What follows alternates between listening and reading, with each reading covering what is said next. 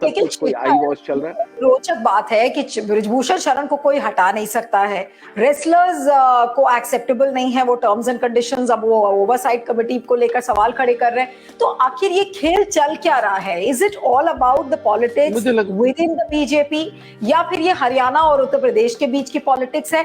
ये खेल क्या है जिसको कौन समझ रहा है और कौन समझा सकता है? देखिए, जो लोग बैठे हुए थे वो भी कहीं ना कहीं बीजेपी के हैं। बजरंग पुनिया योगेश्वर के सबसे खास चेले, ठीक है, किसी को गलत फहमी नहीं होनी चाहिए। बजरंग वही करते हैं जो योगेश्वर कहते हैं, तो कुश्ती में भी, दाव पेच में भी, और हर एक जगह पर। विनेश फोगट, उनका भी लिंक वही है। अच्छा, जो बाकी के थे, जो बेचारे, जो बाकी, मुझे रवि दहिया पे हैरानी होती है, मुझे उनका लिंक नहीं मालूम वो है बीजेपी के या नहीं, लेकिन कुछ लोग, मुझे लगता है अभी बार्गेनिंग पोजीशन आ गया। मुझे लगता है कुछ लोग अपनी साख बचाएंगे, अपना करियर बचाएंगे, और बाकी लोग कुछ कुर्बान भी होंगे। जिस तरह की ये कमेटी बनी है, मुझे एक रत्ती भर भी ये आशा नहीं है कि इससे कोई आपको फेयर जजमेंट आएगी, इससे कोई फेयर डिसीजन आएगा। ये टोटल आई वॉश है। इसमें कब किसको बचाया जाएगा और किसको मरवाया जाएगा, अब ये देखने वाली बात है। और दूसरा, साक्षी मलिक, एक और हैरानी होती है, सेक्सुअल हैरेसमेंट कमेटी की मेंबर है। क्या वो खुद से शुरू नहीं कर सकती ये सब कुछ?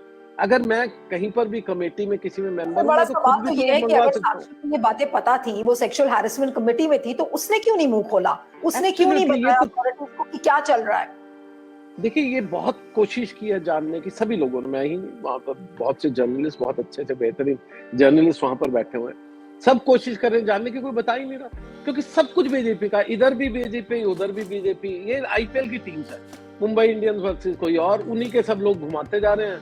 और अब ललित मोदी ना होकर के दूसरे अनुराग ठाकुर के भाई हैं, तो वो सब आपस में घुमाते जा रहे हैं। मतलब कि ये क्या मतलब है? ये कौन सी कमेटी है जिसमें बीजेपी के लोग हैं और वो आपकी फेयर जजमेंट देंगे against your own very very Bahubali person Brijbhushan Sharan Singh? ये कौन सी कमेटी है ऐसी? आप रख दीजिए, मुझे, आपको रख दीजिए, किसी और को एक दो रखिए लोग, हम बताते हैं जजमेंट क्या होती है।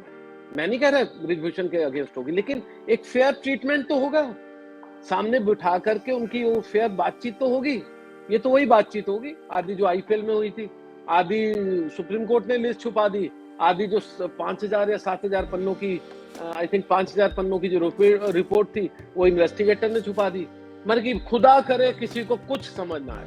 ये तो वो पॉलिटिकल वाला मामला हो गया, किसी को समझाओ ना, गोल गोल घुमाते हो। डे टू डे जो एक्टिविटीज है रेसलिंग फेडरेशन ऑफ इंडिया की, उसको कोई और संभालेगा, इतना ज्यादा कंफ्यूजन क्यों है? ये जो ओवरसाइट कमेटी है, ये क्या सेक्सुअल हैरेसमेंट के चार्ज को देखेगी, उन आरोपों की छानबीन करेगी, या फिर जो wrestling federation day to day कैसे चलेगा उसकी देखरेख करेगी? ये चीज अभी बहुत क्लियर नहीं है। दो सेपरेट कमेटीज है, एक सेक्सुअल चार्जेस को देख रही है, उसमें मैरीकॉम है, और दूसरी कमेटी है जो अभी हम बात कर रहे थे, ओवरसाइट। पहली बात, किसी को ये गलत फहमी नहीं, हमारे जितने भी दर्शक हमें देख रहे हैं, पहले मैं उनको ये बता दूं, ये कोई ऐसा ओवरसाइट नहीं है कि कोई बड़ा कमाल का हर रोज करोड़ों रुपए आ रहे और मैनेज करना और रोज के कोई किस्से हो रहे। नहीं, एक आधा कैंप चलता है, एक आधा कोई जूनियर का कोई कैंप चल रहा होता है, और उसको भी कहाँ, साई सेंटर्स में होते हैं रेसलिंग के, और वो एक ऑटो पायलट मोड में उनको चलाया जाता है। सिलेक्शन अभी किसी की हो नहीं रही। एक इनका जरूर एक इवेंट थी, उसमें जा पाएंगे या नहीं, क्योंकि अभी तक किसी के वीजा नहीं लगे हैं, और उसमें बजरंग पुनिया भी है, उसमें बाकी लोग भी हैं, कुछ एक को तो सिलेक्ट भी नहीं मान रहे थे क्योंकि उन्होंने नेशनल कैंप नहीं लगाया। तो पहली बात, ऐसा कुछ नहीं हो रहा कि मैरी कॉम को वहां जाके बड़े कोई सिग्नेचर करने हो या कोई बड़ा कमाल का डिस्ट्रीब्यूशन ऑफ वर्क हो, कुछ नहीं है।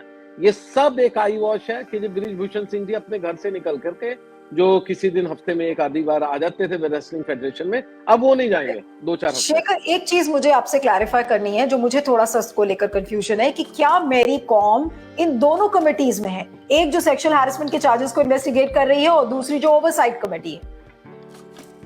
बिल्कुल, दोनों में वो मैरी कॉम है, और एक की अवधि 4 वीक है, और एक की अवधि कई बार आईओए कहता कि कोई अवधि नहीं है। तो मुझे समझ नहीं आता कि उसमें अवधि, अगर मान भी लीजिए 4 वीक्स है, 4 वीक्स में तृप्ति मुरगुंडे, आपका ये राधिका श्रीमान, ये सभी लोग ऐसा क्या कर देंगे? मुझे समझ नहीं आ रहा। ये क्या अपनी गवर्नमेंट के अगेंस्ट जाएंगे?